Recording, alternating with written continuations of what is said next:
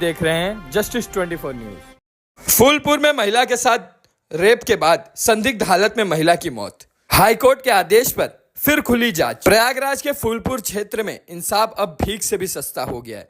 ऐसा ही कुछ नजारा देखने को मिला है बसना गांव के निवासी राम रक्षा की व्यथा में, जो आज न्याय की उम्मीद लिए दर दर भटकने को मजबूर हैं। राम रक्षा का कहना है कि उनकी पत्नी के साथ दुराचार हुआ और जब इस जघन्य अपराध का विरोध किया गया तो न्याय पाने के लिए फूलपुर थाने की चौखट पर पहुंचना पड़ा। लेकिन अफसोस, वहां न्याय नहीं मिला, बल्कि मिली तो बस खामोशी और बेरुखी। पुलिस की चुप्पी जब औरत की चीखों से भी ऊंची हो जाए तो समझ लेना चाहिए कि कानून अब आंखें मूंदे बैठा है। जब फूलपुर पुलिस ने शिकायत नहीं सुनी तो मजबूरी में राम रक्षा को अदालत की शरण लेनी पड़ी। उन्होंने अदालत में अर्जी दी, जिसके बाद 3 नामजद आरोपियों के खिलाफ एफआईआर दर्ज हुई।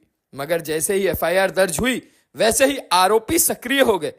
अब पुलिस तो जैसे नींद में थी, लेकिन आरोपी जाग चुके थे। राम रक्षा का आरोप है कि उनकी पत्नी पर आरोपियों ने दबाव बनाना शुरू कर दिया, लेकिन पीड़िता और उसके परिवार ने आरोपियों के आगे झुकने से इनकार कर दिया। इसी जिद की सजा क्या मिली? राम रक्षा का दावा है कि आरोपियों ने सबूत मिटाने के लिए उनकी पत्नी की हत्या कर दी और उसे नीम के पेड़ से लटका दिया ताकि यह आत्महत्या लगे। और फिर वही हुआ जिसकी उम्मीद थी, पुलिस ने इसे आत्महत्या करार दे दिया। वाह रे फूलपुर पुलिस, किसी को लटकाओ और कह दो उसने खुद ही फंदा चुना और जांच की फाइल को ठंडे बस्ते में डाल दो। राम रक्षा कहते हैं कि यह हत्या है, लेकिन जांच ऐसी की गई कि जैसे मिर्च की बजाय चीनी छिड़की हो। न दर्द न ठीस, बस एक औपचारिकता। जब पुलिस की जांच में सच्चाई की जगह लापरवाही दिखाई दे तो जनता को आखिर किस पर भरोसा हो? थक हार कर राम रक्षा ने फिर से हाईकोर्ट का दरवाजा खटखटाया और वहां से पुनः विवेचना का आदेश प्राप्त किया है। यानी जो काम थाना स्तर पर ईमानदारी से होना चाहिए था, वह अब न्यायालय के आदेश से दोबारा किया जाएगा। अब देखने वाली बात यह नहीं कि पीड़ित को न्याय मिलेगा या नहीं, बल्कि ये है कि आखिर फूलपुर पुलिस प्रदेश सरकार की मंशा को इस तरह धूल क्यों चटा रही है। क्या न्याय केवल कागजों और अदालत तक ही सीमित रह गया है? आइए देखते हैं जस्टिस 24 न्यूज पर इस मामले में फूलपुर के बसना गांव निवासी राम रक्षा ने क्या क्या आरोप लगाए। पत्रकार राम प्रसाद यादव की इस रिपोर्ट में। मामला सर, हमारी पत्नी के साथ बलात्कार हुआ था। बलात्कार अखिलेश कुमार हमारे गांव का है, राम कृपाल का पुत्र, उसने किया था। हम लोग थाने गए, थाने में एफआईआर नहीं लिखी गई।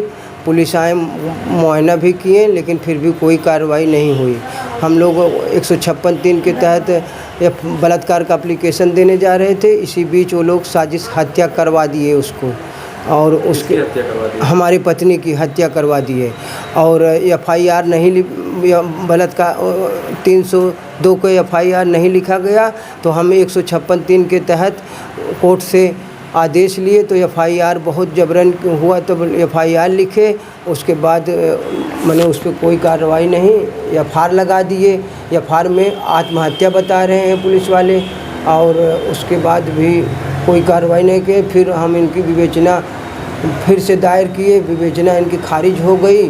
उसके बाद विवेचना ले आके दिए हैं आदेश कोर्ट से, उसको भी कोई कार्रवाई नहीं कर रहे हैं पुलिस वाले। अच्छा, एफआईआर हुआ था कोर्ट के माध्यम से, उसके बाद पुलिस यहाँ जो है एफआईआर लगा दी थी। एफआईआर लगा दी, फिर आप कोर्ट जाते हैं। फिर कोर्ट गए, कोर्ट से फिर मुकदमा चला, फिर एफआईआर इनकी रद्द होके फिर आदेश हुआ, लेकिन कोई कार्रवाई पुलिस वाले नहीं कर रहे हैं। विवेचना का आदेश पुनः हुआ है, फिर पुनः विवेचना का आदेश हुआ है। किस तरह से कार्रवाई फूलपुर पुलिस कर रही है? कोई कार्रवाई नहीं कर रही है सर। हम फ़ोन भी करते हैं, को कहते हैं कि कार्रवाई चल रही है, कार्रवाई चल रही है।